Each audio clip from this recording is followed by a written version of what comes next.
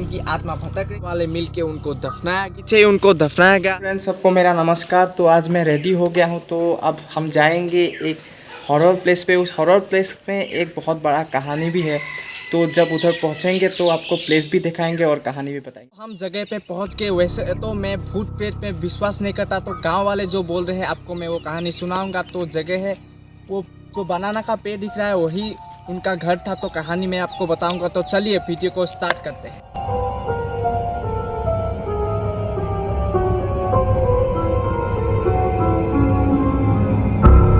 तो कहानी है 2001 की।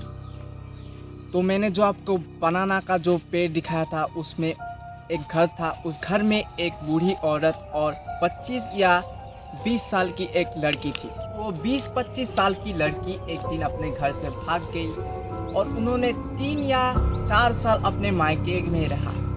तो उधर उनका 2 बच्चा पैदा हुआ। क्या होता है, रोज़ उनके पति के साथ उनका झगड़ा होता है। एक दिन क्या हुआ, उन्होंने अपने 2 बच्चों को लेकर अपने बूढ़ी माँ के पास चली आई।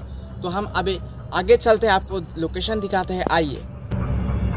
तो वो 2 बच्चे बहुत छोटे थे तब उनकी माँ उनको छोड़ के चली गई किसी के साथ, वो भाग गई। और दादी माँ को बहुत तकलीफ हुआ उनका परवरिश करने के लिए, और गाँव वाले ने भी बहुत मदद किया। उनके बच्चों का उम्र लगभग 4 या 5 साल का था।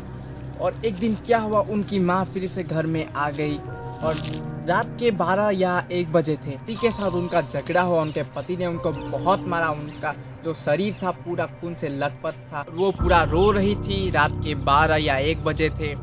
तो गांव वाले कोई भी घर से बाहर नहीं निकले। वो पूरा रो रही थी दादी माँ को, अपनी माँ को। वो चिल्ला रही थी, माँ माँ माँ। वो चिल्लाती रही, पर बूढ़ी माँ ने दरवाज़ा नहीं खोला। और जब सुबह हुआ तो बूढ़ी माँ ने दरवाज़ा खोला और उनकी बेटी ने एक ही चीज़ मांगा उनसे, वो है पानी। बूढ़ी माँ ने 1 जग पानी ला के उनको दिया और पूरा पानी वो पी के एक बारी चिल्ला के उधर ही गिर गई और वो मर गई। बूढ़ी माँ दरवाज़ा खोलती तो खोलती कैसे, क्योंकि उनकी बेटी 2 बार भाग चुकी थी और बच्चे भी बहुत छोटे थे। उनको अपना माँ का चेहरा भी याद नहीं। और 2 या 3 गांव वाले मिलके उनको दफनाया गया। मैं आपको वो जगह दिखाऊंगा, तो चलिए। वो जो बड़ा पेड़ दिख रहा है दोस्तों, उसके नीचे ही उनको दफनाया गया। और जो कैमरामैन है वो मेरा दोस्त है, उसने बताया कि उधर जाना मना है, और गांव वालों ने भी बताया उधर जाना मना है दोस्तों। तो जगह देख लीजिए। चला नहीं गया, उनको दफनाया गया, क्योंकि बूढ़ी माँ को और गांव वालों को मानना था कि वो एक खुदकुशी थी दोस्तों। और जब उनको दफनाया गया, उनको अच्छी तरह से दफनाया नहीं गया। 1 या 2 महीने के बाद इस जंगल से बहुत डरावनी आवाज़ें आती थी। और वो आवाज़ें दिन को नहीं, सिर्फ रात को आती थी। 1 या 2 साल ऐसा ही चलता रहा। और इधर इस जंगल से आगे थोड़ा एक रास्ता है, उस रास्ते से लोग रात को जाने के लिए डरते हैं, वो जाते नहीं रात को। दादी माँ को भी घर में रहने के लिए अच्छा नहीं लगता था, उनको डर लगता था। और बच्चे तब 8 या 9 साल के थे। और एक दिन गांव वाले और दादी माँ ने मिलके एक तांत्रिक को बुलाया। तांत्रिक ने बताया कि उनकी अधूरी इच्छा पूरी नहीं हुआ, इसलिए उनकी आत्मा भटक रही है।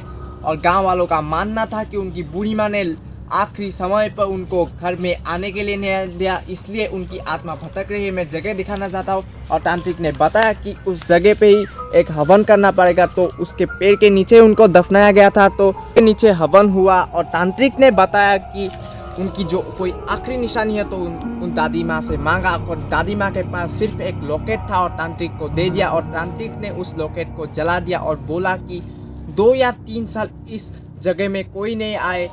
और धीरे धीरे ये सब परेशानी ख़त्म हो गया और धीरे धीरे गांव वालों का डर भी चला गया। और 5 साल के बाद वो दादी माँ भी गुजर गए और बच्चे अपने ज़मीन को बेचकर कहीं दूर चले गए दोस्तों। अभी तो लोग इस जंगल में आते ज़रूर है, पर कभी भी उस जगह में जाते नहीं।